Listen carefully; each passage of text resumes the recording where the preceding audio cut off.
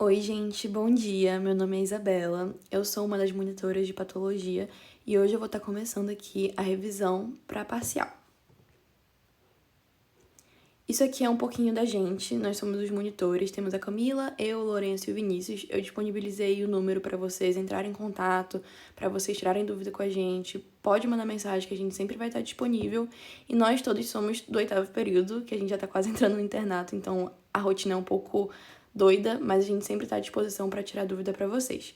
Eu vou começar com os primeiros casos e depois o Lourenço e o Vinícius vão continuar com as outras questões para vocês. Primeiro, eu vou falar o caso clínico 1 para vocês. Homem de 68 anos, aposentado, hipertenso e diabético.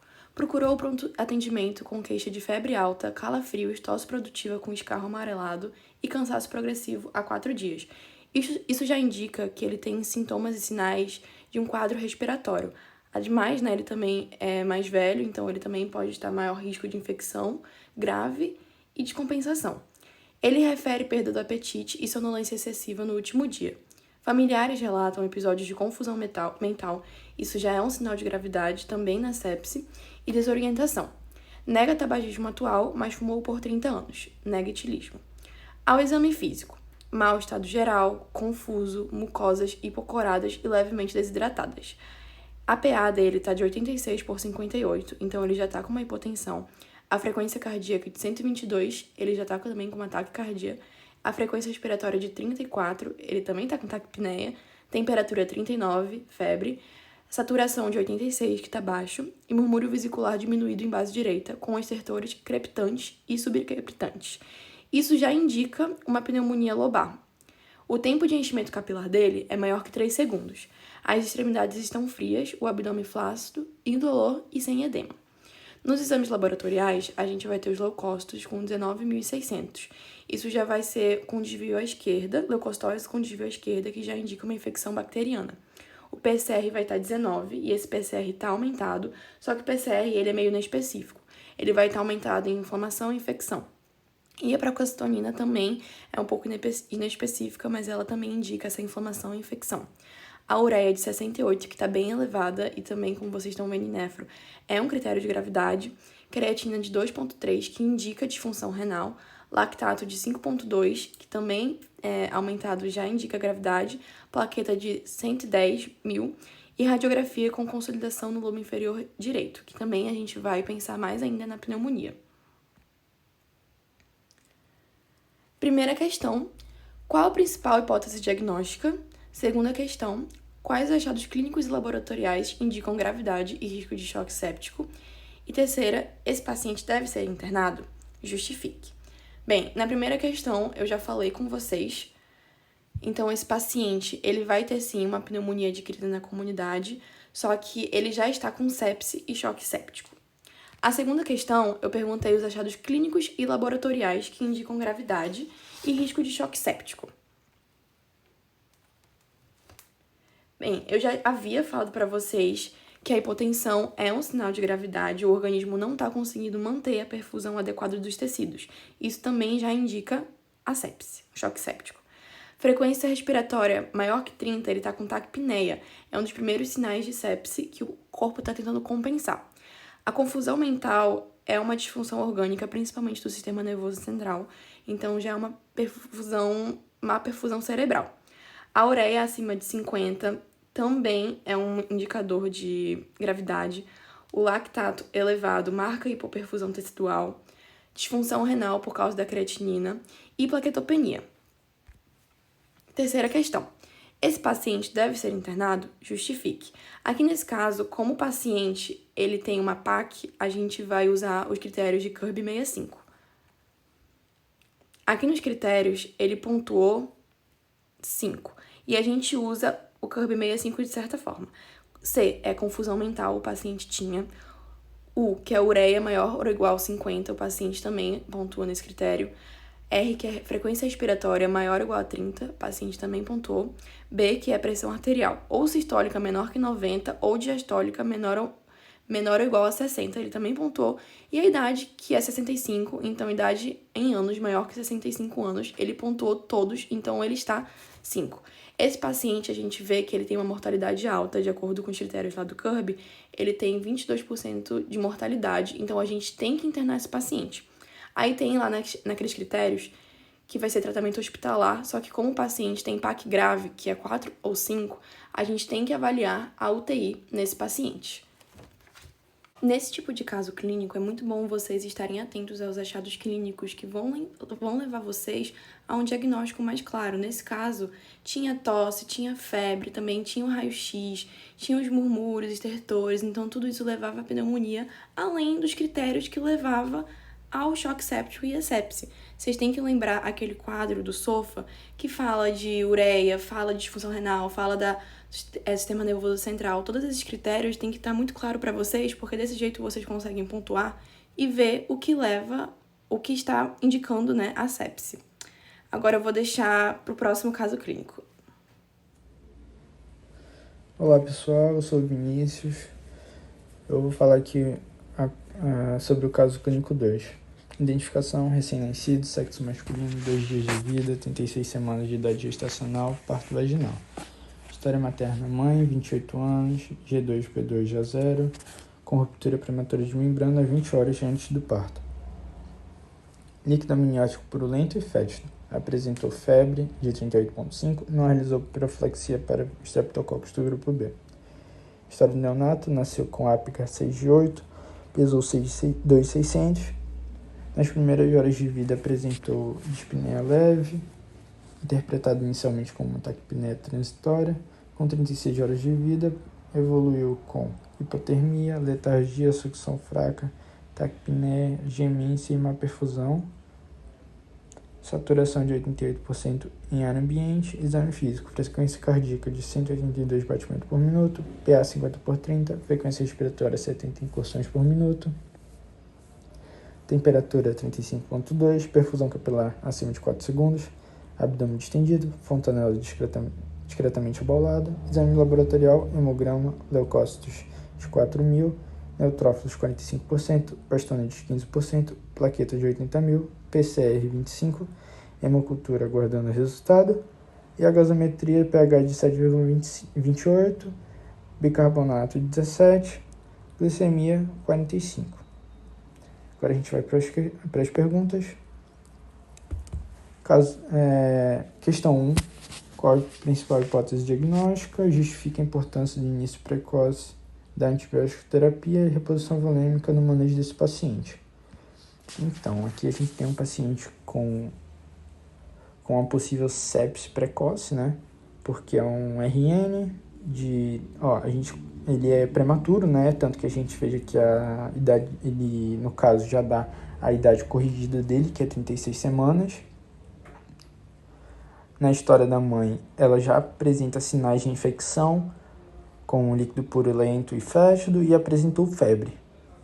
Também foi dito que ela não fez profilaxia. Na história aqui do neonato, a gente pode observar que ele já teve um ápiga abaixo, ele teve dispneia leve, aí ele evoluiu com hipotermia, letargia, sucção fraca, taquipneia, gemência e má perfusão periférica. Também não estava saturando com ar ambiente, então provavelmente vai ter que ter ou entubado ou vai necessitar de oxigênio.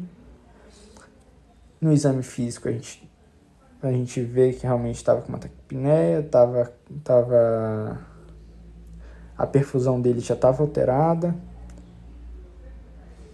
No exame laboratorial a gente tem uma maior indício dessa sepse com um hemograma, né, que a gente apresenta aqui uma leucopenia e com desvio à esquerda, tanto que os neutrófilos estão 45% e bastonetes 15%. Então, tanto que a medula está mandando neutrófilos, células de defesa imatura, para tentar controlar essa infecção. As plaquetas, já está rolando um consumo de plaquetas, a prova inflamatória, que é o PCR, está elevado, a gasometria já apresenta uma acidose metabólica e ele está tendo uma hipoglicemia também. Então, o que está rolando? Possivelmente essa bactéria que deve ter sido transmitida por meio do contato do líquido amniótico purulento na hora do parto com o recém-nascido, né? Aí o micro-organismo vai fazer uma infecção sistêmica e nosso sistema inato de defesa vai tentar controlar essa infecção. Como que ela vai fazer isso? Com macrófagos e neutrófilos, primeira linha de defesa, vão chegar lá, vão fagocitar esse antígeno, tentar apresentar, vão liberar citocinas pró-inflamatórias, que aí vai acontecer uma liberação de uma cascata pró-inflamatória, onde vai ter TNF-alfa, IL-6, IL-1, também pode acionar o MAC, né, que é o ataque à membrana. Com isso, vai causar essa inflamação exacerbada, uma série de citocinas pró-inflamatórias. O corpo não vai conseguir controlar essa situação. Também vai ter endotoxinas também do próprio micro-organismo, que vai ainda mais exacerbar essa situação. O nosso corpo vai tentar manter os órgãos nobres, como sistema renal, sistema cardiovascular e sistema neurológico, né? Então ele vai fazer uma vasodilatação periférica, mantendo a volemia nesses órgãos, e uma boa parte desse volume vai para o famoso terceiro espaço, né? Interstício. Então, querendo ou não, a gente vai ter uma hipovolemia, e nesse processo se caracteriza a importância da reposição volêmica, onde a gente vai manter esse paciente, né? Vai manter a volemia, tentar manter a volemia desse paciente. E outra, a gente já tem uma acidose metabólica, né? Então, com a volemia, a gente pode tentar diminuir essa acidose, manter esse paciente, evitar também agravos como uma possível IRA, né? Porque, querendo ou não, o sistema renal vai acionar o sistema angiotensina-aldosterona para tentar manter sódio, a água, vai tentar manter esse paciente, a volemia desse paciente. Já no caso da antibiótico terapia empírica, a gente vai fazer possivelmente gentamicina com uma penicilina cristalina, ou então a gente pode utilizar também uma amicacina com ampicilina, que são boas alternativas para tratar os principais agentes etiológicos de uma sepse neonatal, que é o Streptococcus grupo B, uma E. coli. E nesse caso, com antibiótico terapia empírica, mesmo que não seja o antibiótico de preferência, já vai fazer o controle desse micro-organismo, controlando a infecção, vai diminuir essas citocinas pró-inflamatórias e mantendo esse paciente mais estável.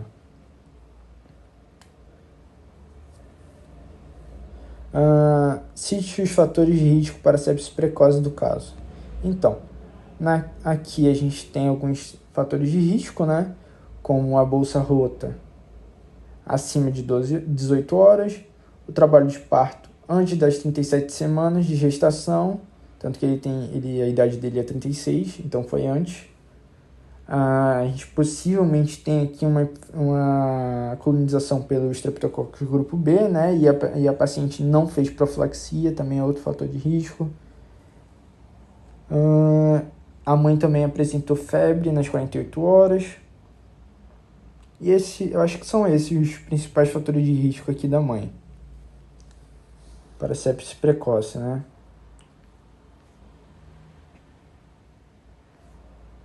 Vamos ver aqui as respostas.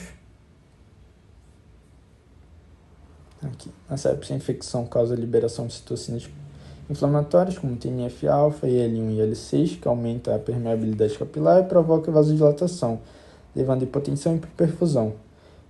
A reposição volêmica restaura o volume circulante e previne choque séptico. Já a antibiótico terapia precoce controla rapidamente a infecção, reduz a carga bacteriana e impede a liberação contínua de endotoxinas, limitando a resposta inflamatória exacerbada. Já na questão 2, trabalho de parto antes das 37 semanas de gestação, bolsa rota acima de 18 horas, ausência de profilaxia, coriominite materna e febre materna às 48 horas. É isso. Claro também que a gente pode lembrar que esse caso ele poderia evoluir até para uma CIVD, né? Uma coagulação intravascular disseminada, porque, se for reparar, ele está com umas plaquetas de 80 mil e por ter essa inflamação exacerbada, poderia fazer ainda mais o consumo dessas plaquetas, gerando microtrombos. Aí a gente teria que pedir provas de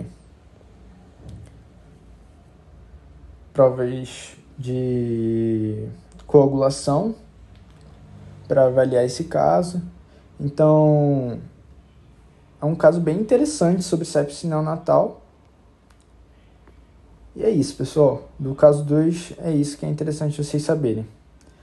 Então, como é que se faz o diagnóstico, quais citocinas pró-inflamatórias, por que da antibiótico terapia empírica e da reposição volêmica, qual antibiótico a gente vai utilizar, né?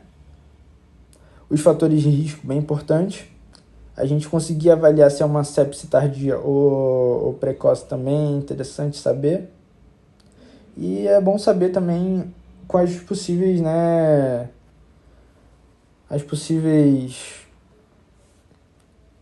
Como é que se fala? As possíveis complicações desse caso, que são inúmeras. Como poderia até ser uma evolução para meningite, uma ira também poderia ocasionar, por causa de uma sobrecarga renal. Poderia também evoluir para uma endocardite, querendo ou não, e uma coagulação intravascular disseminada. Então é isso, pessoal. Espero que vocês tenham entendido a questão e tenha ajudado aí. Oi, tudo bom? Sou Lourenço. Trouxe aqui o nosso terceiro caso clínico da revisão. Um caso sobre Covid-19. É uma doença mais recente, então está acostumando constar muito em provas de diversas especialidades. Então, sempre bom estar ali atualizado. Esse caso que eu trouxe, ele é sobre um homem, 68 anos, diabético tipo 2, hipertenso, obeso com IMC de 33, ex-tabagista, 40 maços por ano, internado por Covid-19 grave há 10 dias. Ele evoluiu com síndrome respiratória aguda e foi entubado. Então, nós temos o paciente aqui cheio de comorbidades, com fatores de risco para doenças cardiovasculares, eventos trombóticos e também, talvez, ali para um pior prognóstico de Covid-19. Então, ele teve um Covid-19 grave, chegou a ser entubado, né? Já na história da doença atual, o paciente no 12º dia de UTI apresentou febre persistente. Essa febre alta, ela é uma forte evidência de infecção respiratória. Então fica a pergunta se seria essa febre 12 dias depois persistente pelo quadro de Covid. Também teve uma hipotensão persistente após redução lenta da sedação. É sempre bom atentar aqui uma hipotensão persistente, né? Esse paciente não está informado direito aqui, mas quando ele tem uma hipotensão persistente, geralmente já foi feito uso de vasopressores. E quando o paciente tem hipotensão resistente ao uso de vasopressores, um dos critérios para diagnosticar um choque, tá? Ele também teve aumento da secreção traqueal purulenta, espessa e amarelada. Isso indica muito infecção bacteriana ali no sítio da da intubação. Dificilmente uma infecção viral vai gerar essa secreção traqueal purulenta, espessa, amarelada. Também teve queda da SpO2, necessidade de elevar a FiO2 de 40% para 75%. Já no exame físico, esse paciente teve um Glasgow de 8, sedação leve. Então, nós podemos ver aqui algumas disfunções orgânicas, primeiramente neurológica, Glasgow 8. Ele estava com a frequência cardíaca de 124 batimentos por minuto, uma frequência respiratória controlada pelo ventilador, lembrando que ele está entubado, então a frequência respiratória está sendo controlada ali pela ventilação mecânica. Uma pressão arterial de 82/48, então é uma hipotensão. SpO2 de 88%.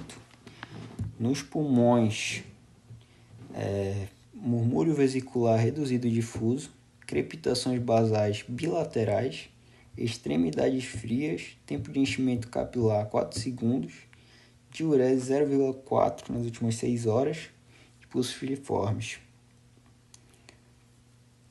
Tudo isso leva a um quadro ali pode ser tratado de um choque distributivo ou uma hipoperfusão grave, né? Tempo de enchimento capilar muito alterado, né? Alongado. Já nos exames laboratoriais, paciente com uma leucocitose 22.400, com desvio à esquerda, indicativo de infecção bacteriana significativa, PCR de 32, então o paciente está com uma inflamação sistêmica intensa. A procalcitonina, ela pode ser considerado um marcador assim, quase que diagnóstico de infecções bacterianas, então é muito bom lembrar assim, de bater o olho e uma procalcitonina alterada sempre está em mente para uma infecção bacteriana. Dedímero bem elevado, maior que 5.000, plaquetas 94.000, é diminuída, né? Uma plaquetopenia, lactato de 5,8, então está elevado esse lactato. Então nós já juntamos ali o lactato elevado, uma hipotensão refratária, e não vai ser o foco das questões aqui que eu trouxe, mas sempre bom estar ali com os critérios do SOFA na cabeça e sair pontuando ali. Nós podemos ver vários aqui, esse quadro está bem típico, né? Então seria uma pontuação de 12. Aqui não botei nas questões, mas seria uma pontuação de 12, né? E nós podemos ver que é uma sepse e choque, né? Então, choque séptico. Mas continuando aqui os exames, né? Creatinina 2,3, gasometria 110, e na radiografia e tomografia computadorizada foram vistos vidro fosco, difuso e consolidações basais. Posteriormente, as hemoculturas e aspirado traqueal foram positivos para pseudomonas. Então, nós vemos aqui tanto os exames de imagem quanto o exame físico dos pulmões, e juntando com todo esse quadro que leva a pensar numa infecção bacteriana, seria muito sugestivo de uma pneumonia. Pneumonia é essa: se você pensar num paciente internado e principalmente intubado, você já pode pensar no diagnóstico. Então, a primeira questão já pergunta qual é o principal diagnóstico e como essa intubação nos casos de Covid podem levar os pacientes a quadros do tipo. Então, o principal diagnóstico seria um choque séptico, por causa de uma pneumonia associada à ventilação mecânica. Essa infecção em razão, uma infecção nosocomial após intubação por Covid. Então, o paciente com Covid grave foi intubado e acabou ganhando ali de brinde, a intubação como um foco infeccioso, para no caso a Pseudomonas, ocasionando uma pneumonia adquirida pela ventilação mecânica, e essa pneumonia acabou resultando num choque séptico, tá? Então, vamos já para a segunda questão. Ela fala sobre o dedímero. Nos exames laboratoriais ele encontra-se alterado e pede para explicar como essa alteração se relaciona na patologia da evolução clínica desse paciente. O dedímero nada mais é do que um bom marcador, digamos assim, para formação de microtrombos. Então, no COVID, vai ter uma situação ali de endotelite e ativação da coagulação. Então, ele vai acabar elevando o dedímero e formação de microtrombos, Mas nesse caso é interessante porque tem o COVID e também o choque séptico refratário ali concomitante. Então, a sepse também é um estado procoagulante. Então, ali a fisiopatologia vai se relacionar do COVID com a sepse, o choque séptico, na formação desses microtrombos, elevação do dedímero. Também no COVID vai ter lesão endotelial, coagulopatia protrombótica e, enfim, elevação do dedímero. Essa informação é bem importante. Sempre lembrar do dedímero ali. Então, indo para a terceira questão, ela já pede para descrever a conduta, considerando via de acesso medicamentoso, medidas de estabilização, indicação de reposição volêmica, antibiótico empírico quando a cultura não está disponível e o momento mais adequado para a coleta de culturas, se ela é feita antes da antibiótico-terapia ou depois, ou se espera para o resultado das hemoculturas para fazer a antibiótico-terapia. É isso que essa questão quer saber. Ela está um pouco mal formulada aqui no final. Peço desculpa. Então, primeiramente, vai ser aberto o protocolo de sepse. Então, ali, todo aquele protocolo ali da primeira hora, vão procurar as vias de acesso. Então, a escolhida aqui seria um acesso venoso central, ou jugular ou femoral. Lembrando vocês que é muito importante saber disso também por causa do conteúdo de anestésio que vai cair. Como o professor falou, as questões agora elas se relacionam às matérias. Então é bom saber ali a indicação, para que serve um acesso venoso central, para que serve um acesso arterial, qual seria o melhor acesso para situações, contraindicações, complicações, como eles são feitos, a técnica em si. Então é muito importante, ele pode chegar com uma pergunta dessa num caso de sepse, por exemplo. Então, nesse caso, o acesso venoso central ele é mais indicado para infusão de medicamentos, para hiperosmóticos, os vasopressores, ele é mais rápido. Também pode ser feita a hemocultura por meio dele. E já o acesso arterial ele seria mais ali para controle da pressão arterial média, que é bem fiel. Também gasometria, tá? Mas nesse caso aqui seria feito logo o acesso venoso central. e as hemoculturas, primeiramente, mas não deve se esperar o resultado das hemoculturas para começar a antibiótico terapia empírica. Então, a antibiótica terapia tem que ser feita na primeira hora, mesmo sem os resultados das hemoculturas. Então, vai ser feito o acesso venoso central, vai procurar estabilizar o paciente com reposição volêmica, cristalóides. Pode ser feito vasopressores, noradrenalina seria a primeira escolha. Também pode fazer sedação, fica a escolha.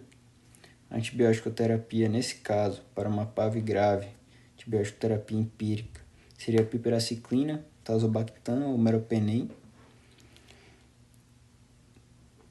O meropenem e a amicacina, principalmente em pacientes ali que podem ter uma certa resistência, já fizeram uso anteriormente de cefalosporinas de quarta geração. Se o paciente tiver risco de MRSA, que é Staphylococcus aureus resistente à meticilina, ele pode fazer vancomicina ou linezolida. Então, não se espera hemocultura para fazer essa antibiótico terapia. No caso desse paciente que a hemocultura é positiva para pseudomonas, que é a principal suspeita, a antibiótico terapia seria igual, porque ela é a principal suspeita, então essa é empírica e para pseudomonas, né? Mas caso fosse outro agente, talvez poderia ser feita uma troca, né? Então, esse paciente ele também tem indicação de fazer anticoagulação, justamente por causa do Covid grave, que ele tem um dedímero muito alto, pode ser indicada ali heparina plena, a menos que ele tenha algum sangramento ativo, com risco de hemorragia. E se as plaquetas estiverem menos de 50 mil, pode ser avaliada uma redução ou pausa da terapia. Então, fica aqui o que eu consegui tirar para vocês de um caso clínico. Espero ter ajudado. Se vocês tiverem alguma dúvida, pode entrar em contato comigo, eu estou disponível. Vai ser um prazer. Meu número está ali nos primeiros slides. E eu desejo uma ótima prova para todos vocês. Então, gente, voltando aqui com a primeira e última questão realmente aberta, né, para vocês. Primeira questão. Explique o que é hepatização no contexto da pneumonia e descreva sua importância na fisiopatologia da doença, relacionando-a com as manifestações clínicas e o achado radiológico típico. Isso aqui é muito importante para a gente poder realmente entender a pneumonia. Essa questão já até caiu na minha prova parcial do período passado e é realmente uma forma interessante de compreender. A resposta seria que a hepatização é a fase em que o pulmão torna-se denso e com aspecto semelhante ao fígado, devido ao acúmulo de exudato rico em fibrina, hemácias e leucócitos nos alvéolos. Esse processo reduz as trocas gasosas, causando dispneia, tosse produtiva e estertores, além da obsificação homogênea ao raio-x. Representa a resposta inflamatória intensa da pneumonia bacteriana. Então, basicamente, resumindo, a hepatização não tem nada a ver com o pulmão, ou nada a ver com o fígado, mas sim ao pulmão, porque o pulmão vai estar parecido com o fígado em relação a mais denso, mais pesado, ele vai estar sem ar.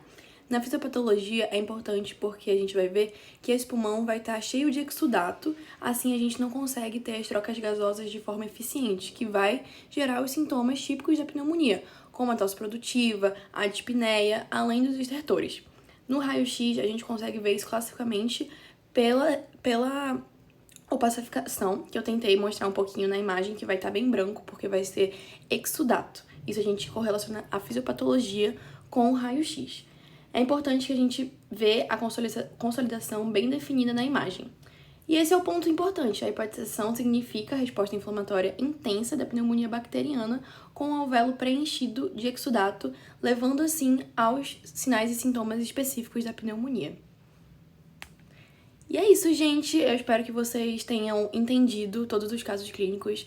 Essa última questão também que eu expliquei pra vocês. É importante vocês darem uma lida nos casos clínicos, tentarem responder, tentem criar também outros casos clínicos. E é isso, a gente deseja uma boa prova, a gente espera que tenha ajudado pelo menos um pouquinho. Qualquer dúvida, já deixei o telefone nosso pra vocês podem entrar em contato com a gente, podem perguntar qualquer coisa. E quarta, a gente vai estar à disposição para aplicar a prova junto com o professor. É isso, gente. Até a próxima. Tchau!